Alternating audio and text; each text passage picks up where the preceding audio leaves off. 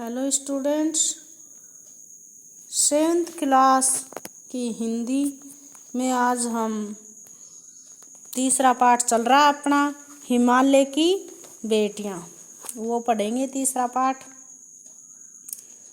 कौन जाने बुढ़ा हिमालय, कौन जाने बुढ़ा हिमालय अपनी इन नटखट बेटियों को, अपनी इन नटखट बेटियों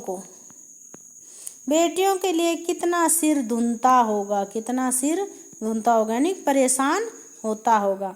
बड़ी बड़ी चोटियों से जाकर पूछिए, बड़ी बड़ी चोटियों से जाकर पूछिए तो उत्तर में विराट यानी कि महान बड़ा, उत्तर में विराट महान बड़ा। मौन के सिवाय, मौन के सिवाय, मौन यानी कि चुप रहना, खामोश रहना। मौन के सिवाय अतिरिक्त, मौन के अलावा उसके पास और उनके पास और रखा ही क्या है। सिंधु और ब्रह्मपुत्र, सिंधु और ब्रह्मपुत्र ये नदियों के नाम हैं। सिंधु और ब्रह्मपुत्र ये दो ऐसे नाम हैं जिनके सुनते ही रावी, सतलुज, व्यास, झेलम, काबुल यानी कुंभा, कपिसा, गंगा, यमुना, सरयू, गंडक, कोसी आदि हिमालय की छोटी बड़ी सभी बेटियां आंखों के सामने नाचने लगती हैं। जो हिमालय से नदियां निकलती हैं उनके बारे में कह रहा है।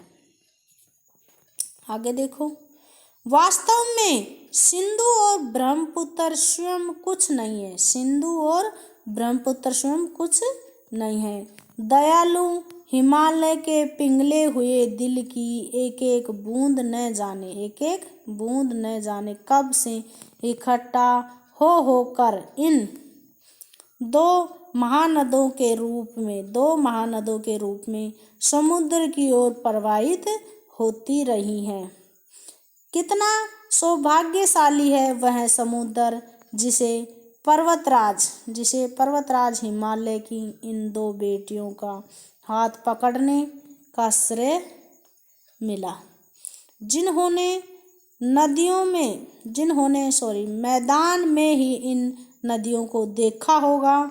उनके ख्याल में शायद ये बात आ सके कि बूढ़े हिमालय की गोद में बच्चियां बनकर ये कैसा खेला करती हैं। माँ बाप की गोद में नंग धड़ंग होकर खेलने वाली इन बालिकाओं का रूप पहाड़ी आदमियों के लिए आकर्षक भले ही न हो, पहाड़ी आदमी क्योंकि वो तो वहीं रहते हैं इसलिए न हो, लेकिन मुझे तो ऐसा लुभावना प्रतीत हो, लुभावना यानी कि मनमोहक प्रतीत हुआ। वह रूप ही हिमालय को ससुर और समुद्र को उसका दामाद कहने में कुछ भी झिझक नहीं होती है। आगे देख लेते हैं। कालिदास के विरही यक्ष ने, कालिदास के विरही यानी कि बिछड़ा हुआ, कालिदास तो है ही महान कवि है, कालिदास संस्कृत के महान कवि हैं।